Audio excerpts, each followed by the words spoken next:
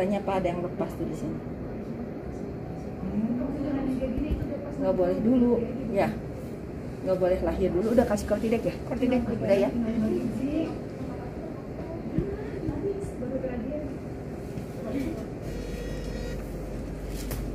Nanti saya besok cek lagi HB-nya. Kalau turun lagi harus ditransfusi. Kalau enggak usah. Ya. Berarti sehari lagi di sini, Dok? Halo semuanya. Nah, di video kali ini aku bakalan ngejelasin kenapa sih bisa pendarahan pada saat hamil.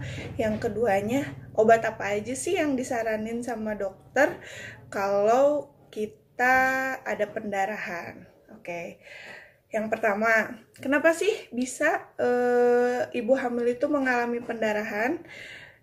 Kita harus tahu dulu ya kondisi untuk kehamilannya di usia berapa bulan nih ceritanya. Jadi ini aku mau sharing pengalaman pribadi aja.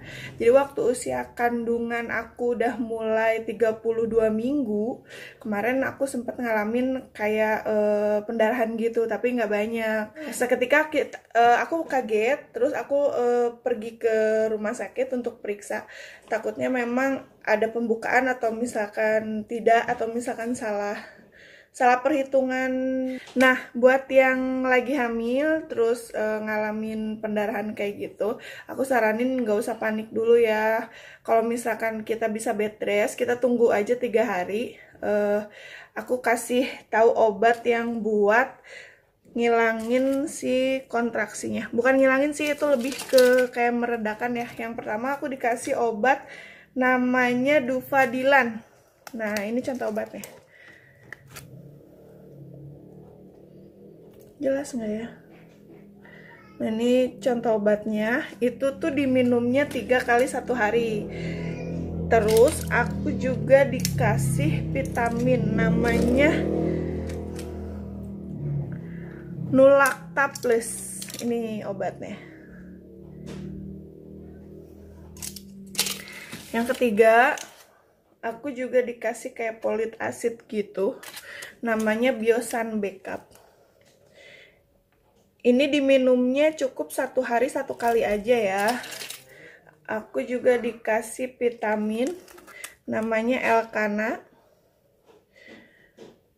Ini juga diminum 1 hari 1 kali. Nah, untuk si obat yang kontraksinya itu, kalau misalkan kalian udah hilang kontraksinya, tetap kalian abisin aja obatnya. Untuk pembelian obat yang Dufadilan itu, kalian cukup beli 20 tablet aja. Itu pas selama 3 hari.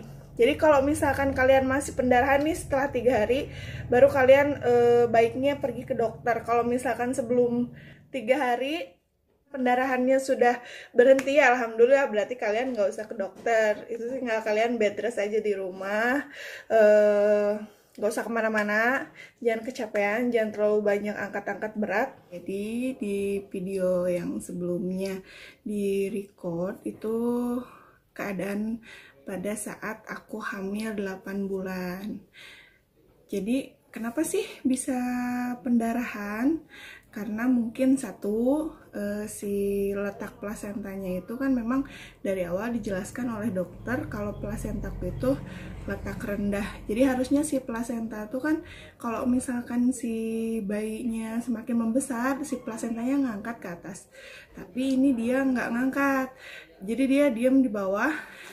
Karena usia kandunganku belum cukup bulan, jadi si anaknya itu dikasih kayak penguat paru-parunya dulu, namanya Cortidec.